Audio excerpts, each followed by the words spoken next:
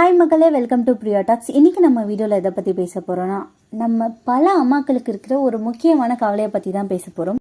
அது என்னன்னா, அதுதான் நம்ம குழந்தையோட மூளை வளர்ச்சி. நம்ம குழந்தை ரொம்பவே ஷார்ப் அண்ட் பிரைட்டராக இருக்கணும்னு நம்ம நிறைய அம்மாக்களோட ஆசையாக இருக்குது. நம்ம குழந்தை புத்திசாலியாக இருக்கணும்னு நம்ம நினைக்கிறோம். பட் அதுக்கான எந்த ஒரு ஸ்டெப்பையும் நம்ம ப்ராப்பராக எடுத்து வைக்கிறது இல்லைங்க.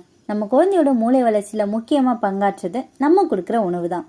ஸோ நம்ம கொடுக்குற இயற்கை உணவுகள் மூலம் நம்மளோட குழந்தையோட மூளை வளர்ச்சியை எப்படி அதிகப்படுத்த போகிறோம், அதற்கான இயற்கை உணவுகள் என்னென்ன, எந்தெந்த உணவுகள் குழந்தையோட மூளை வளர்ச்சிக்கு உதவியாக இருக்கும்ன்றதை பற்றி இன்றைக்கி இந்த வீடியோவில் முழுசாக தெரிஞ்சுக்க போகிறோம்.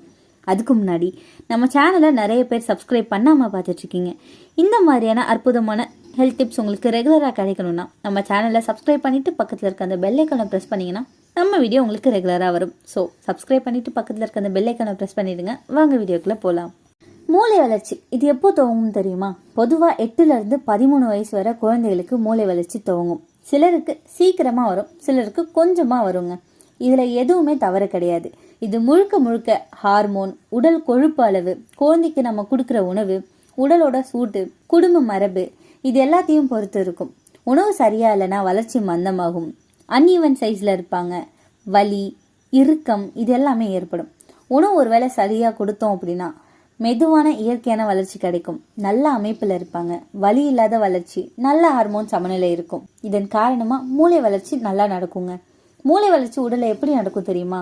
மூளையில் 3 வகை திசுக்கள் இருக்கு. கொழுப்பு திசு, கிரந்தி திசு, இணைப்பு திசு. இது எல்லாமே சரியான கொழுப்பு, புரதம், வைட்டமின், கால்சியம் கொண்டு தான் வளர முடியும். குழந்தையோட மூளை வளர்ச்சிக்கு முக்கியமாக பாடியில் கொஞ்சமாக ஃபேட் ரொம்பவே முக்கியங்க. இதுக்கான பெஸ்ட் ஃபுட் என்னன்னா தேங்காய், வேர்க்கடலை, எள்ளு, நெய், அவகாடோ. ஹார்மோன் குழப்பம் இல்லாமல் இருக்க இது உதவியாக இருக்குது. சோயா, கொள்ளு, பாசிப்பருப்பு, உலர் திராட்சை, பேரிச்சம்பழம், இது எல்லாமே இதுலேருந்து கிடைக்குது. வைட்டமின் இ, மூளை திசுக்கள் வலிமையாக வளர இது உதவியாக இருக்குது. பாதாம், சூரியகாந்தி விதை, முருங்கைக்கீரை. கால்சியம் மற்றும் வைட்டமின் டி, எலும்பு வலிமை, மொத்த வளர்ச்சியும் பர்ஃபெக்டாக இருக்குங்க. பால், தயிர், ராகி, சிறுதானியங்கள்லேருந்து இந்த வைட்டமின் டி நமக்கு கிடைக்குது. புரதம் உள்ளக திசு வளர்ச்சிக்கு ரொம்பவே அவசியம். பருப்பு, பயறு, முட்டை, முளைக்கட்டிய பயிறு, இதுல இருந்து இந்த புரதம் நமக்கு கிடைக்குது. மூளை வளர்ச்சிக்கு இயற்கை உணவுகள் என்னென்ன தெரியுமா? சோயா பீன்ஸ், முருங்கைக்கீரை, பாதாம், வேர்க்கடலை, எள்ளு, சூரியகாந்தி விதை, பால், தயிர், ராகி, சிறுதானியங்கள், கொண்டைக்கடலை, கொள்ளு, பாசிப்பருப்பு, பேரிச்சம்பழம், உலர் திராட்சை, அவகாடோ, தேங்காய், நல்லெண்ணெய், வெந்தயம், பீர்க்கங்காய், சுரக்காய். இந்த உணவுல நீங்க ரெகுலரா உங்க குழந்தைக்கு கொடுக்கறதுல கண்டிப்பா உங்களோட வளர்ச்சியை உங்களால பார்க்க முடியும். குழந்தைகள் தவிர்க்க வேண்டிய சில உணவுகள் இருக்கு. ஜங்க் உணவுகளை தவிர்க்கணும். பேக்கரி ஐட்டம்ஸ் அதிகமா கொடுக்க கூடாது. குளிர்பானங்களை தவிர்க்கணும்.